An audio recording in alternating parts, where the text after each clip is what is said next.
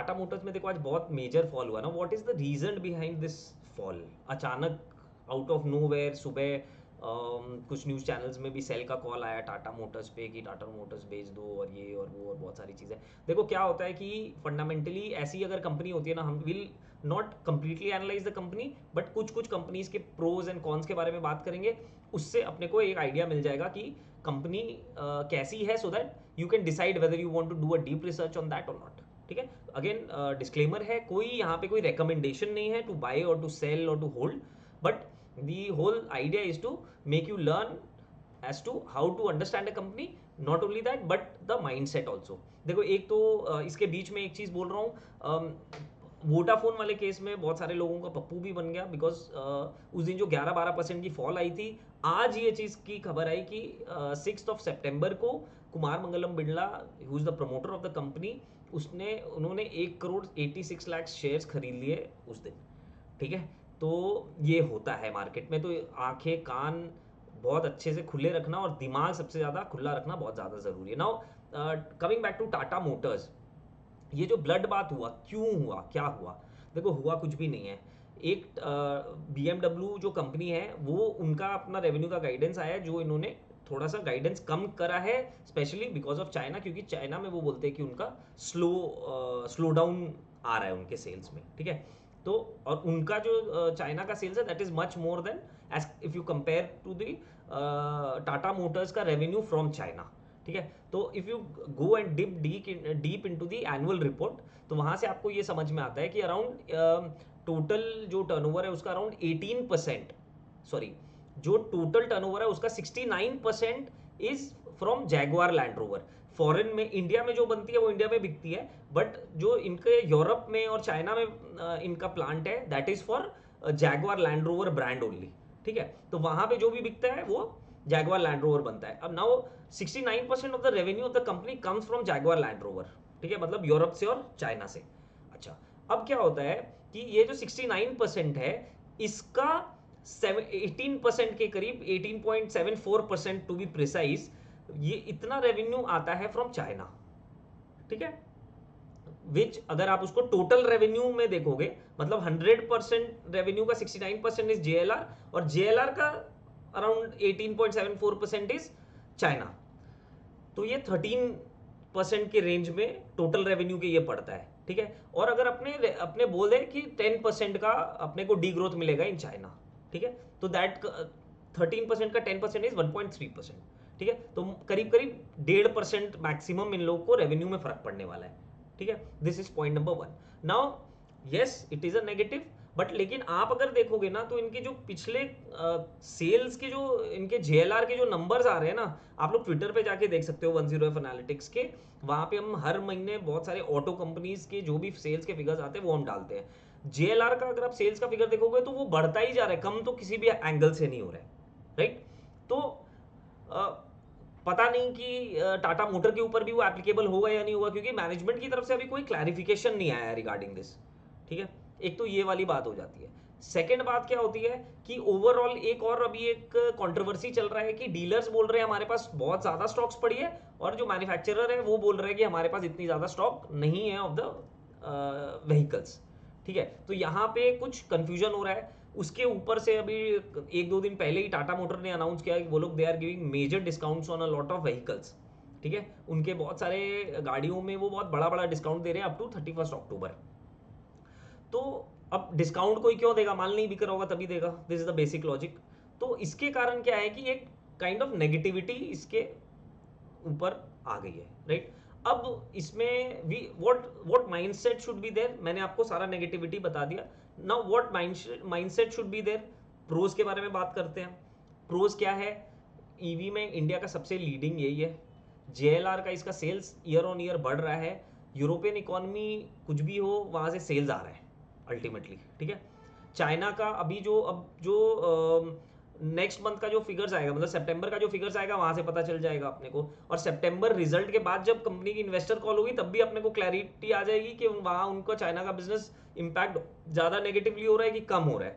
ठीक है, और हमारे जो कैलकुलेशन था उसके हिसाब से 1.5% रेवेन्यू का इंपैक्ट मैक्सिमम आ सकता है।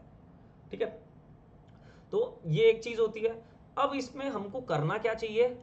देखो, कंपनी का प्रोज, कंपनी का cons, you have to measure that. और क्या ये जो चाइना में स्लो डाउन है, क्या ये बहुत लॉन्ग टर्म चीज़ है या शायद एक दो क्वार्टर में ये चला जाएगा? अब देखो, ये ऐसी चीज़ है कि ये तो जब जाएगा तभी पता चलेगा, राइट? और एक्चुअल में जैगवार के ऊपर वो इम्पैक्ट हुआ भी है नेगेटिवली या नहीं हुआ है, that is not clear. Market किस पे रिएक्ट कर रही है? बीएमडब्ल्यू के बिजनेस पे इम्पैक्ट पड़ा है और उसने नेगेटिव गाइडेंस दिया है फॉर चाइना, ठीक है? तो इस चीज़ को समझना ज़रूरी है। अब हो सकता है कि इसमें दोनों टाइप की चीज़ें हो सकती है। एक चीज़ क्या हो सकती है कि टाटा मोटर को ज़्यादा इम्पैक्ट पड़े एज कंपेयर टू बीएमडब्ल्यू, और या तो दूसरी तरफ क्या हो सकता है कि टाटा मोटर को कोई इम्पैक्ट ना पड़े या उसके लिए पॉजिटिव ही हो, मतलब उसको उसकी ज़्यादा गाड़ियाँ बिक रही और भी ज़्यादा सेल्स हो रही हो, यू नेवर नो, ठीक है? तो ये जो क्लैरिटी है, ये शायद अगर मैनेजमेंट अगर कोई प्रेस नोट या कुछ दे देती है तो पता चल जाएगा, नहीं तो जो कॉन कॉल होगी, इन्वेस्टर कॉल होगी, वहाँ पे ही अब इसके बारे में कुछ क्लैरिटी आने वाली है, ठीक है? बट अपने देखो, मैं यहाँ पे फिर से एक डिस्क्लोजर भी देता हूँ कि मैं टाटा मोटर्स होल्ड कर रहा हूँ, I am very bullish on the stock, but मेरा परचेज प्राइस बहुत बहुत बहुत कम है, ठीक है? तो इसीलिए क्या है कि मैं यहाँ पे कोई रिकमेंडेशन आपको नहीं दे सकता हूँ, बट मैं आपको सिर्फ बता सकता हूँ, मेरे लिए I am going to stay neutral on this news, because मेरे को ये लगता है कि ये एक शॉर्ट टर्म न्यूज़ है, इसका इम्पैक्ट शॉर्ट टर्म में ही पड़ेगा, लॉन्ग टर्म में कोई इम्पैक्ट नहीं पड़ने वाला, और मैं नहीं बेचने वाला हूँ टाटा मोटर्स को, ठीक है? एक बार फंडामेंटल्स देख लेते हैं, अपने को क्लैरिटी आ जाएगा। देखो, आज के मार्केट फॉल के बाद market cap came down to 3,60,000 crore, where as the sales is 4,43,000 crore, ठीक है? ये एक बहुत बड़ा इनका पॉजिटिव है, right? Stock P is only 10.6, where as the industry P is 22, तो यहाँ पे भी they are a thumbs up. Return on capital employed is 20%, return on equity is 49.4%, क्योंकि ये लोग लेवरेज हैं, इसीलिए it is better to consider return on capital employed 20%, which is decent, ठीक है, for a company of this magnitude. आगे आ जाते हैं, PEG ratio is 0.11, which is very very favourable, it's a positive.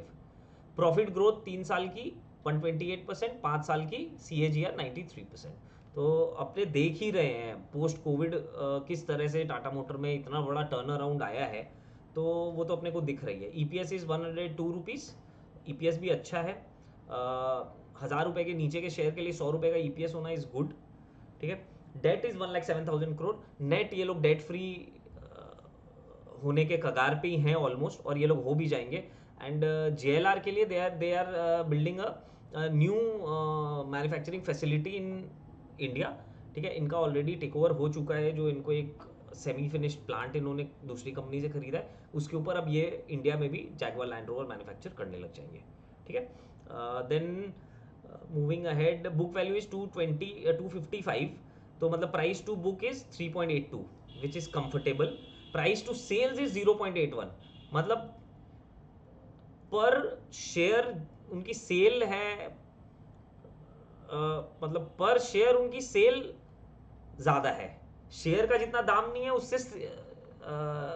उससे सेल्स ज़्यादा कर रहे हैं ये लोग, ठीक है? तो 0.81, it's a very positive. EV by EBITDA अपने को 15 चाहिए होता है, 10 है, विच इज़ गुड।